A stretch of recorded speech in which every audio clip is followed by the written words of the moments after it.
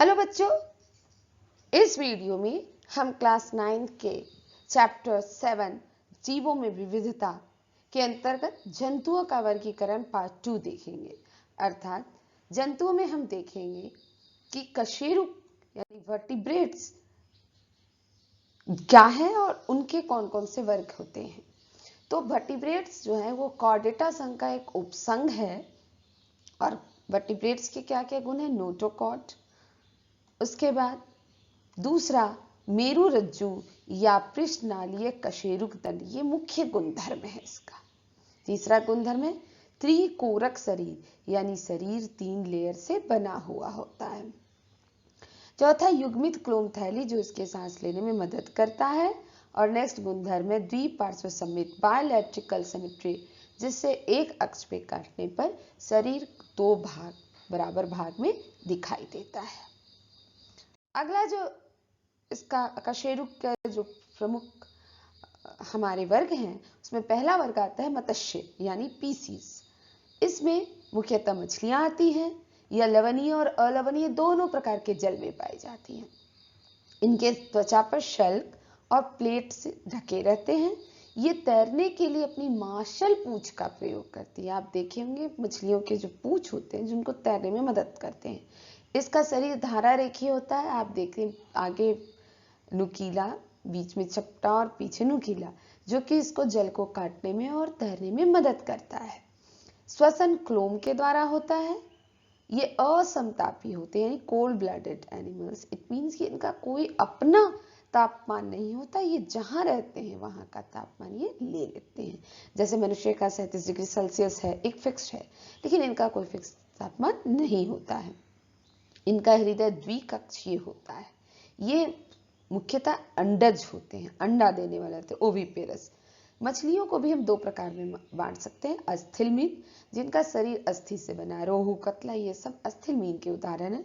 और उपास्थि मीन जिनका शरीर उपास्थि का बना है, जैसे शार्क। मुख्यतः समुद्री मछलियां जो है उपास्थि मीन होती हैं।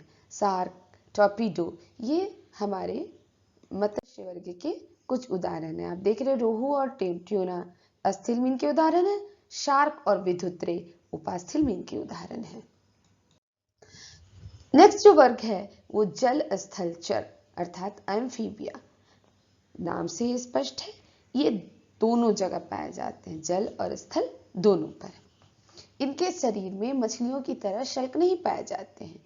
इनकी त्वचा पे श्लेष्मा ग्रंथि पाई जाती है, म्यूकस ग्लैंड, इसलिए इनका शरीर थोड़ा चिपचिपा जैसा होता है। इनका हृदय त्रिकक्षीय होता है।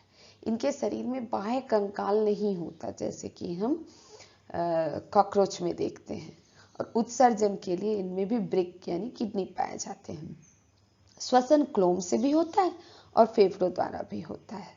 जब ये पानी में रहते हैं तो क्लोम से, जब हवा स्थल पे रहते हैं तो फेफड़ों से।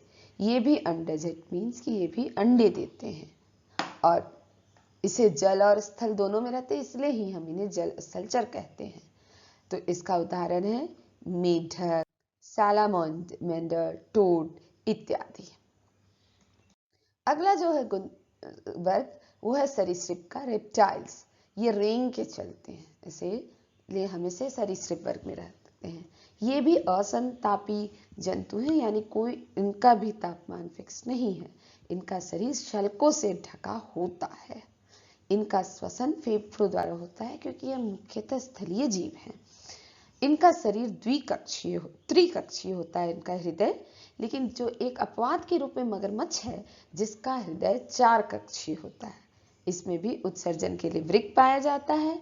ये भी अंडज हैं। उदाहरण है इनका कछुआ, सांप, छिपकली, मगरमच्छ, ये इसके उदाहरण हैं। नेक्स्ट जो वर्ग हम देखेंगे ये हमारा कछुआ और किंग कोबरा का एप्स, जिसको हम पक्षी कहते हैं, ये समतापी जंतु, यानी इनका भी तापमान एक शरीर का फिक्स है। इनका हृदय 4 कक्षीय होता है। इनमें 2 जोड़ी पैर होता है और आगे के जो 2 पैर होते हैं वो पंख में बदल जाते हैं। इनका शरीर पंखों से ढका होता है जिसके कारण ये उड़ने पाते हैं। और इनकी जो हड्डियां हैं वो खोखली होती है जो इनको हल्का बनाती है। इनका श्वसन फेफड़ों द्वारा होता है। ये भी अंडज होते हैं। कबूतर, गौरैया, आप अपने आसपास बहुत सारे पक्षियों को देखते हैं। ये ऑस्ट्रिच, कबूतर, ये सब पक्षियों के उदाहरण हैं। अब हम चलते हैं स्तनपायी मैमल्स। ये समतापी यानी वार्म ब्लडेड एनिमल है। इनका हृदय 4 कक्षीय होता है। इनका मुख्य गुणधर्म है जो अगर हम कहें इस वर्ग का मुख्य गुणधर्म है कि इस वर्ग के जीवों में बच्चों के पोषण के लिए दुग्ध ग्रंथि, दूध ग्रंथियां पाई जाती हैं। इस वर्ग के जीव अपने बच्चों को दूध पिलाते हैं। इनके शरीर पर बाल होते हैं।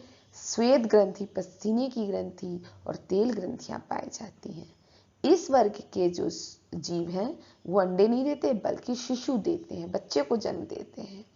लेकिन अपवाद है एक्डीना, प्लेटिपटस, ये अंडे देते हैं।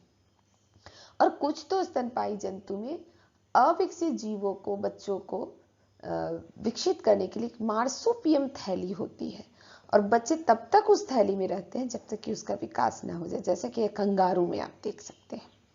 इनकी त्वचा पर बाल, श्वेत और तेल ग्रंथियां पाई जाती हैं। एक दूसरा मुख्य गुण भी है इसका कि इसमें बाह्य कर्ण पाया जाता है, कान बाहर की ओर होते हैं। उदाहरण आप देखते हैं बिल्ली, वेल, मनुष्य, चूहा, चमगादड़। आप देख रहे हैं वेल जो है पानी में रहता है, लेकिन यह है मैमल्स, स्तनपायी, मानव की तरह गुण इसमें होते हैं। चमगादड़ भी उड़ता है, लेकिन इसमें भी ये भी स्तनपायी जंतु हैं। तो बच्चों, इस तरह से हम लोग इस पूरे वीडियो में क्या देखें, वर्टिब्रेट्स यानी कशेरुक के क्या क्या गुणधर्म हैं, और उसके साथ साथ हम देखें कि कशेरुक के प्रमुख वर्ग कौन कौन से हैं और उनका गुण क्या क्या है। आशा करती हूँ कि आपको यह वीडियो हमारा पसंद आया होगा। तो जरूर इस वीडियो को लाइक, शेयर एंड सब्सक्राइब करें। Thank you.